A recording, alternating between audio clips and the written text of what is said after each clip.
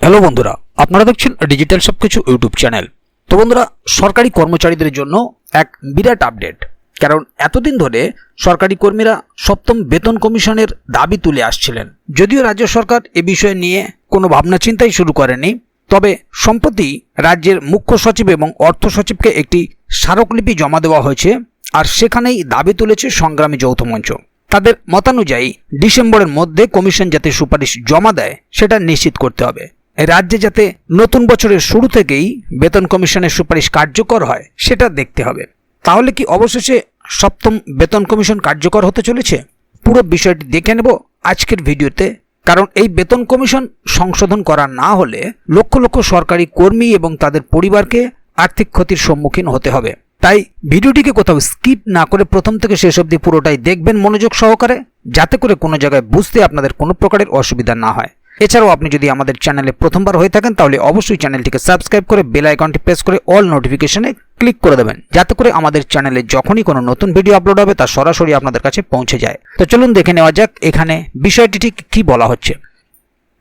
এখানে দেখুন একটি আর্টিকেল প্রকাশিত হয়েছে, West Bengal seventh pay commission DA দেওয়ার বদলে বাংলায় কার্যকর হতে চলেছে সপ্তম বেতন কমিশন।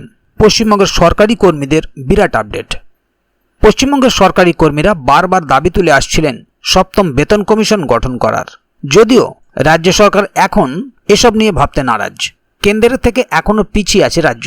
মহার্ঘ ভাতা থেকে অন্যান্য সুবিধা কেন্দ্রের সরকারি কর্মীদের তুলনায় পিছিয়ে আছেন পশ্চিমবঙ্গের সরকারি কর্মীরা। তবে এবার সপ্তম বেতন কমিশন গঠনের দাবি আরও জোরালো হলো।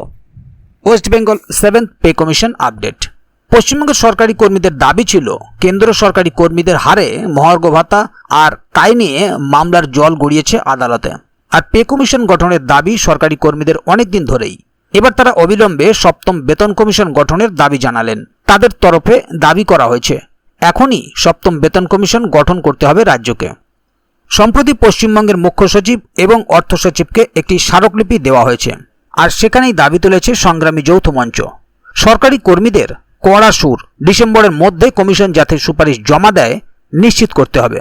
রাজ্যে 2026 সালে 1 জানুয়ারি থেকে নতুন বেতন কমিশনের সুপারিশ কার্যকর করতে হবে। তাহলে কি সপ্তম বেতন কমিশন কার্যকর হতে চলেছে? পশ্চিমবঙ্গে অনেক আগেই ষষ্ঠ বেতন কমিশন গঠিত হয়েছিল। তারপর থেকে একাধিকবার এই কমিশনের মেয়াদ বেড়েছে।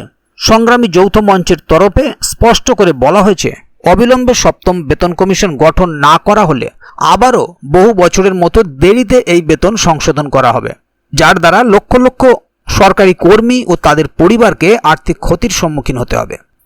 পশ্চিমবঙ্গের ষষ্ঠ বেতন কমিশন কার্যকর হয়েছে 2020 সাল নাগাদ।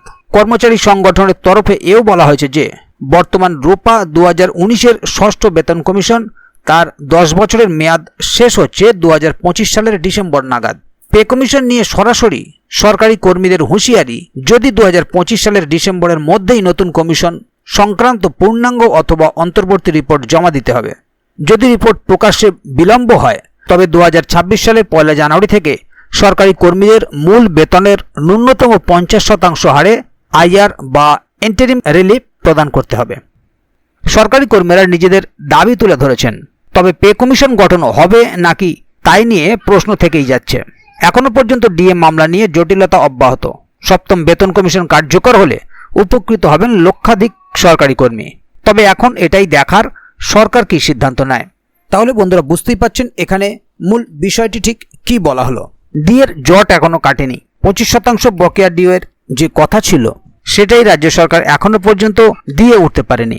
তার মধ্যেই আবার সংগ্রামী যৌথ মঞ্চের দাবি সপ্তম পে কমিশন গঠন করতে হবে। তবে রাজ্য সরকার এ বিষয়ে কি বলবেন বা কি সিদ্ধান্ত নেবেন সেটাই দেখার বিষয় আগামী দিনে। তাই এ বিষয়ে যদি আগামী দিনে আরও নতুন কোনো আপডেট আসে তাহলে অবশ্যই আপনাদেরকে এই চ্যানেলের মাধ্যমে জানিয়ে দেওয়া হবে।